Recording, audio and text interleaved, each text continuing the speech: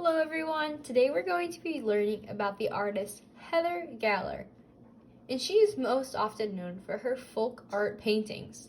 And folk art is a style of art that represents a different time and place, but it uses lots of shapes, colors, and patterns and different lines. She's often known for her landscapes or pictures of trees, barns, dogs, and people, of things that she knows to represent her life. So today we're going to be doing Heather Gabler inspired folk art landscapes, and with a few little steps, I know we're going to be creating some amazing different projects. So to begin, what we're going to be needing is a piece of paper, a pencil with an eraser, a black marker, Sharpie, or black pen. Again, if you don't have that available to you, a pencil works just as well. And you'll also need something to color with. These can be crayons, colored pencils, markers, paints, again, whatever you have available to you. So after we have those materials gathered, then we'll get started. So to begin, we're going to be using our pencil and a piece of paper. And we're going to start by drawing our Heather Gabler inspired landscapes. I'm just going to use a Sharpie marker, that way we can see it just a little bit better.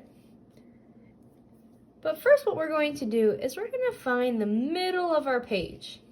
So I'm going to find that middle of my page right about there. And I'm going to make a wavy line all the way across the middle. So I'm going to make a wavy line all the way across the middle. This is what is called my horizon line. So this is where my land starts below and my sky is above. So now that we have our horizon line drawn, or our wavy line, we're going to divide our paper into 3 different sections to create our patterns and shapes below. So to do this, I'm going to make 2 lines that come down my paper. So I'm going to make one here and one there. So we have 3 different sections. After we have our 2 lines drawn in our 3 sections, we're going to make one more line that comes across the middle. So coming from the middle of our first line to the bottom of our paper, we're going to make one more line. That creates our land. Above our land, we're going to add a few more things up top here. We're going to add a barn or a house.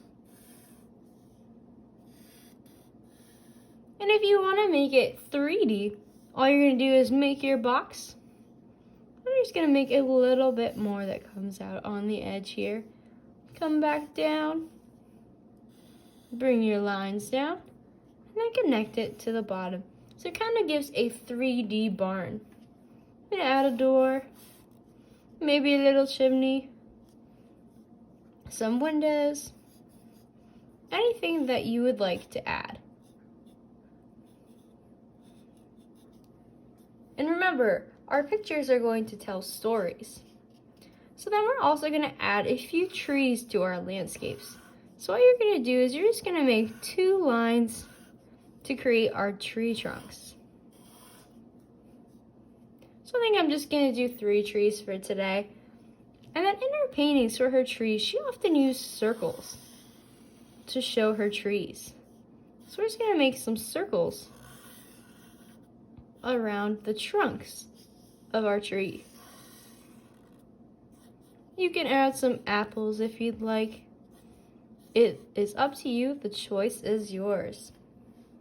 With our trees and our house or our barn, we're also going to make some clouds.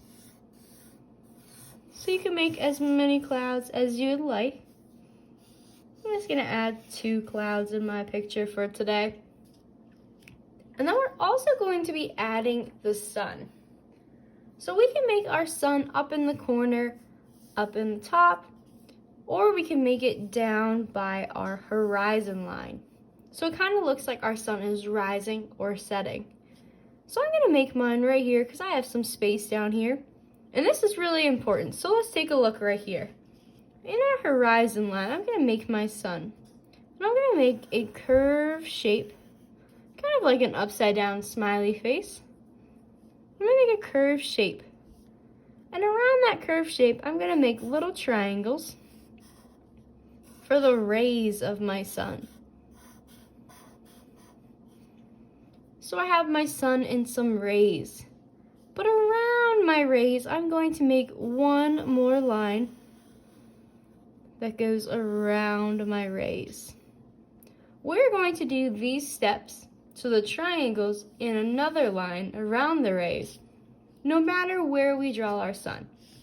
So say I drew my sun over here, I'd make my triangles, and then I would make another circle around. This gives it that folk art look.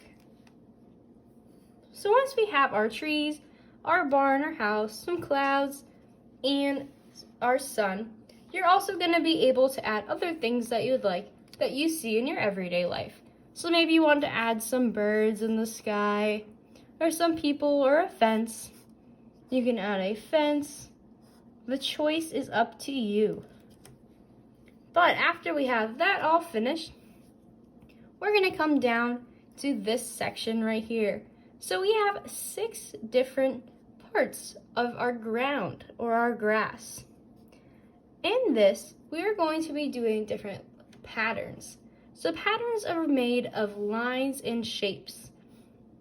So you can do different lines and shapes that repeat over and over. So in each box, you're going to make 6, because we have 6 boxes, you're going to make 6 different patterns. You can do circles. You can do squiggly lines that go over and over. You can do different flowers. You can do vegetables. You can even go between and you can make some straight lines. And maybe in those straight lines you want to add some squares or triangles. Again, the choice is yours. So we're going to continue making different shapes, lines, and patterns inside of these 6 squares until all of them are finished.